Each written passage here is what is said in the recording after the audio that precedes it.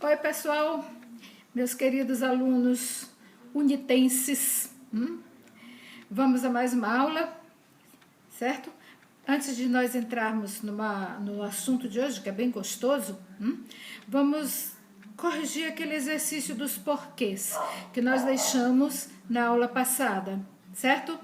Então, eu deixei umas questões com lacunas para vocês preencherem.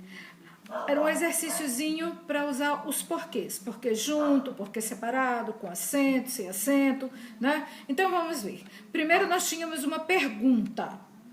Por que vocês não viajaram? Ora, eu estou fazendo uma pergunta. Então eu já sei que eu vou usar o porquê separado, não é isso?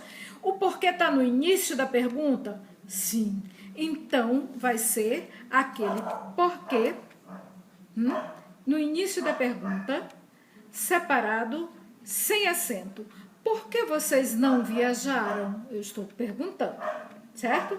No início da pergunta, o porquê sem acento e separado. Aí veio a segunda frase, é a resposta a essa pergunta. Não viajamos porque ficamos sem dinheiro. Ora, não viajamos pois ficamos sem dinheiro. Se eu posso substituir esse porquê por pois, ele está explicando, está respondendo a uma pergunta, então é o porquê junto e sem acento. Estão acertando aí? Tá, vamos continuar. Aí vem a terceira pergunta, em que eu afirmo algo. Eu digo, já sei o porquê da sua ausência.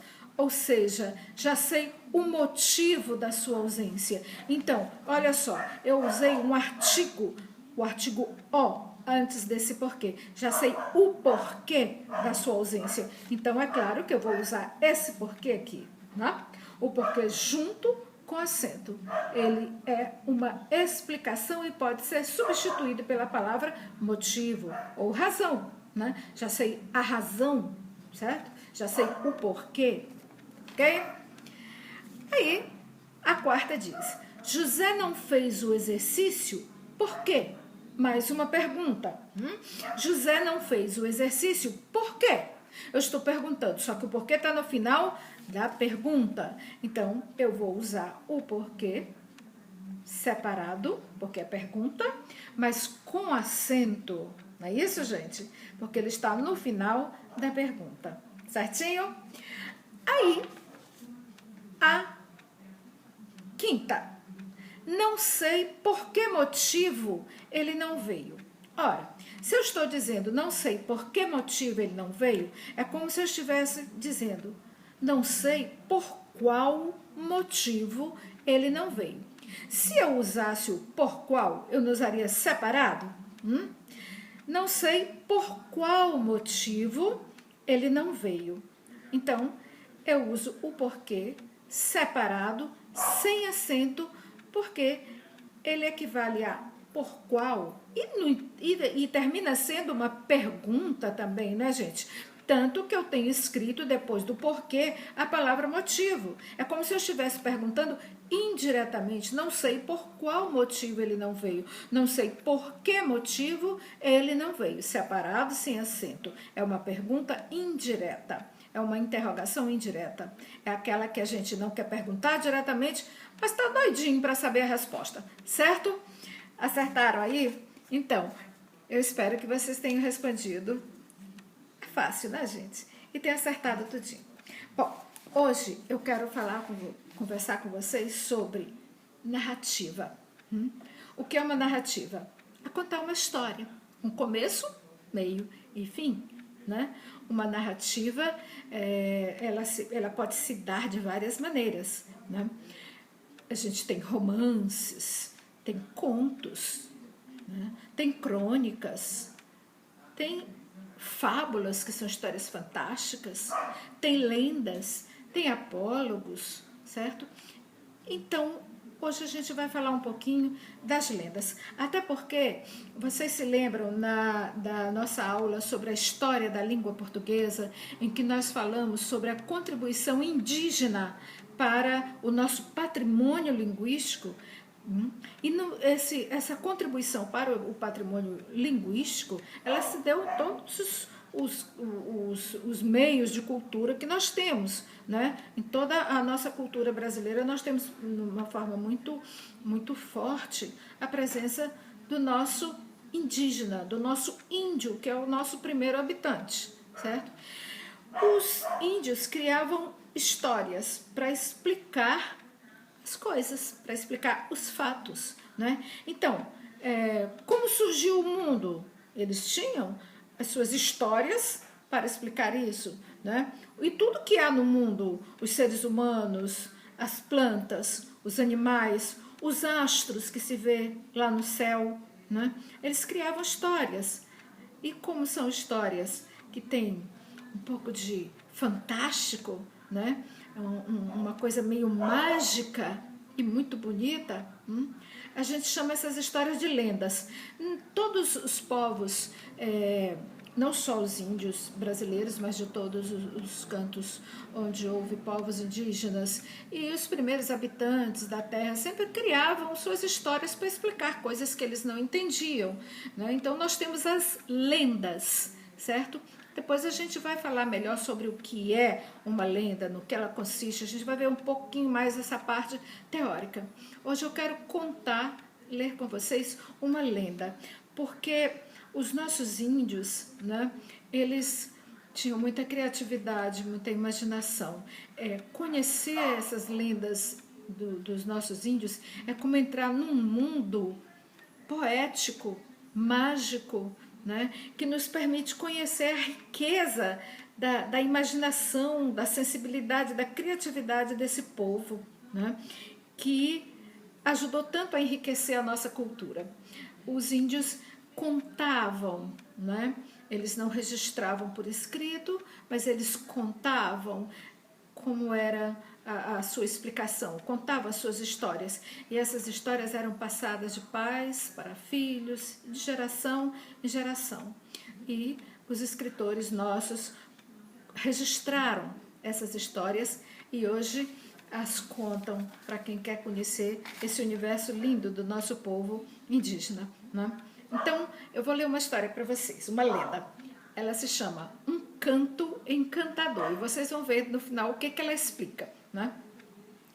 De repente, toda a aldeia começou a ouvir um som suave de flauta. Era uma melodia tão envolvente que até os animais pareciam prestar atenção. E todos já sabiam. Só podia ser Catuboré tocando sua flauta. Catuboré, o nome do índio. Catuboré era um jovem índio que sabia tocar flauta como ninguém. Não era bonito nem feio. Era um rapaz comum. Mas sua música parecia enfeitiçar as pessoas, principalmente as moças que suspiravam por ele. E entre todas as garotas que se apaixonaram por ele, havia uma chamada Mainá, que também era amada por Catuboré. Ninguém sabia, mas era para Mainá que ele criava suas mais lindas melodias. Ela era sua inspiração. É claro que esse amor terminou se revelando e toda a tribo ficou sabendo que Mainá era a musa inspiradora de Catuboré e marcaram o casamento dos dois, né? Finalmente foi marcado o dia do casamento dos dois jovens apaixonados. Uma grande alegria tomou conta da aldeia, pois ambos eram muito queridos por todos. Não muito distante da aldeia, havia um lago onde Catuboré costumava pescar sozinho. O lago ficava no meio de um bosque com grandes árvores que davam uma sombra muito agradável. Na verdade, ele gostava do silêncio do local e, enquanto pescava, sonhava com Mainá e sentia-se inspirado para compor suas músicas. Uns dias antes do casamento, lá foi ele pescar de manhãzinha. As horas foram passando. Chegou a tarde, chegou a noite e Catuboré não voltava. O vento frio da noite provocava arrepios. O medo de que alguma coisa ruim tivesse acontecido a Catuboré tomou conta de todos da aldeia. não só de Mainá, mas também de todos que gostavam muito do Catuboré e da sua música. Naquela noite, ninguém conseguiu dormir. Ficaram à espera de algum barulho que indicasse que o jovem índio estava de volta, mas nada se ouviu a não ser os sons dos animais noturnos. Assim que amanheceu, a tribo inteira foi procurar Catuboré. O primeiro lugar em que procuraram foi no lago onde ele costumava pescar, mas ele não estava lá. Os índios se espalharam pelas redondezas para tentar achá-lo. De repente ouviu-se um grito. Alguém tinha achado Catuboré. Todos correram. Na frente, desesperada e ansiosa, corria Mainá. Catuboré estava sentado no chão, encostado a uma árvore, com a flauta em uma das mãos. Parecia dormir, mas estava morto. Na perna, a marca de uma picada de cobra. Os índios se reuniram em torno do corpo morto de Catuboré. Mainá abraçava-se a ele chorando. As outras meninas da tribo também choravam, lamentando o triste destino do amigo querido. Catuboré foi enterrado numa cova ali mesmo no bosque, onde costumava compor suas lindas melodias. Quando a saudade doía mais fundo, Mainá e suas amigas iam até sua sepultura, chorar e recordar os momentos bons que ele tinha proporcionado a todos com a sua flauta. Ah, como seria maravilhoso ouvir novamente Catuboré tocar suas canções. Vendo o sofrimento de todos, principalmente de Mainá, a alma de Catuboré pediu ao deus Tupã que o transformasse num pássaro cantador, para que seu canto pudesse consolar sua amada. Não pedia para ser transformado num pássaro belo, vistoso. Podia ser um pássaro bem simples e comum, mas que tivesse o dom de encantar com sua voz delicada. Tupã ouviu o pedido e transformou a alma dele num pássaro pequeno, mas que tem um canto maravilhoso. Foi assim que surgiu o Uirapuru, o pássaro que tem um canto parecido com o som de uma flauta. Quando Mainá ouvia esse canto, parecia que seu amado Catuboré estava ali perto, tocando para ela e consolando-a.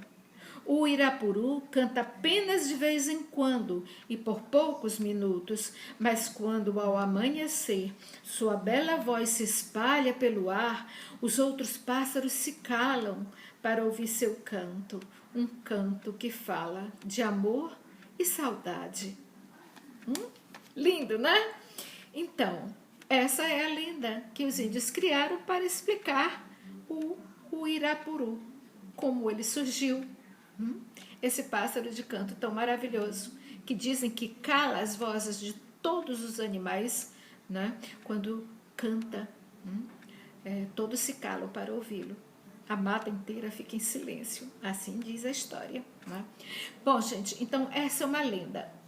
Há tantas lendas maravilhosas dos nossos índios e eu gostaria que vocês procurassem algumas e me dessem sugestões para ler essas lendas nas próximas aulas, certo? Nós vamos continuar falando do que é lenda e vamos continuar lendo algumas histórias maravilhosas, não só brasileiras, como de outros povos, para explicar as suas